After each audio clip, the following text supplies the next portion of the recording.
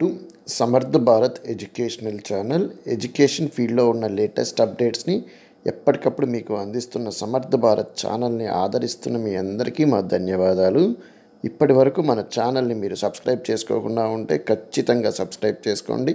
Subscribe చేసుకోవడమే కాకుండా పక్కనే ఉన్న బెల్ ఐకాన్ని ప్రెస్ చేశారంటే ఎడ్యుకేషన్ ఫీల్డ్లో మనం ఇస్తున్న లేటెస్ట్ న్యూస్ ఇన్ఫర్మేషన్తో పాటు కెరియర్ గైడెన్స్కి సంబంధించిన ఇన్ఫర్మేషన్తో పాటు వర్క్ ఫ్రమ్ హోమ్ జాబ్స్ కానివ్వండి, కార్పొరేట్ స్కాలర్షిప్స్ కానివ్వండి, మరియు స్టూడెంట్స్కి ఎంతగానో ఉపయోగపడే ఇంటర్న్షిప్ సంబంధించిన ఇన్ఫర్మేషన్ ఏదైతే ఉందో అదంతా కూడాను మీకు నోటిఫికేషన్ రూపంలో వస్తుంది.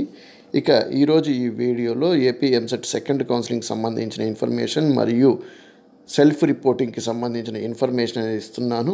మనందరికీ తెలిసిందే, నిన్న సాయంకాలం ఏపీ ఎంసెట్ సీట్ అలాట్మెంట్స్ అనేది జరిగింది. తర్వాత చాలామంది విద్యార్థులు సెల్ఫ్ రిపోర్టింగ్ గురించి డౌట్స్ అడుగుతున్నారు, సెకండ్ కౌన్సిలింగ్కి సంబంధించిన ఇన్ఫర్మేషన్ అనేది అడుగుతున్నారు అనమాట. అలాంటి విద్యార్థుల కోసమే ఈ వీడియో అనేది చేయడం జరుగుతుంది.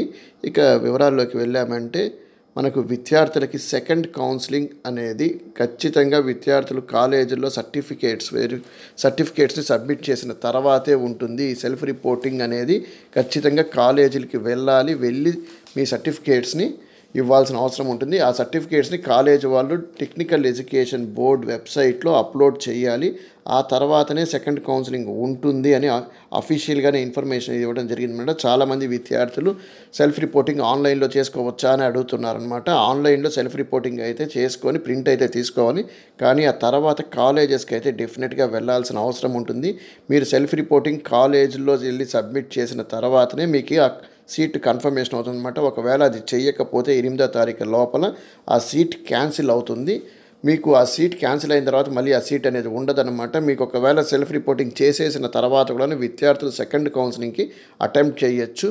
సెకండ్ కౌన్సిలింగ్లో మీరు అటెంప్ట్ చేసినప్పుడు మీకు మళ్ళీ మంచి కాలేజీలో సీట్ వచ్చిందంటే ఆ కాలేజీలో చేరొచ్చు. లేదు మీకు ఫస్ట్ కౌన్సిలింగ్లో వచ్చిన సీటే ఓకే అనుకుంటే ఫస్ట్ కౌన్సిలింగ్లో ఉన్న సీట్ని మీరు కన్ఫర్మ్ చేసుకొని అక్కడే కంటిన్యూ అవ్వచ్చు అనమాట. కాబట్టి విద్యార్థులు మీకు సెకండ్ కౌన్సిలింగ్కి వెళ్ళటానికి ఆందోళన ఏమీ అవసరం లేదనమాట. చాలామంది విద్యార్థులు ఇక్కడే కొంచెం డౌట్ఫుల్గా ఉంటున్నారనమాట.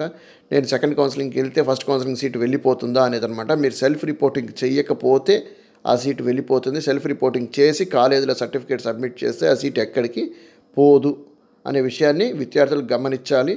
మీరు సెకండ్ కౌన్సిలింగ్లో వచ్చిన సీట్ని మళ్ళీ మీరు యాక్సెప్ట్ చేసి సెల్ఫ్ రిపోర్టింగ్ ప్రింట్ తీసుకుంటేనే ఫస్ట్ కౌన్సిలింగ్లో సీటు వెళ్ళిపోతుంది, లేదంటే ఎక్కడికి పోదు. కాబట్టి విద్యార్థులు గమనించగలరు. Thanks for watching Samarth Bharat educational channel.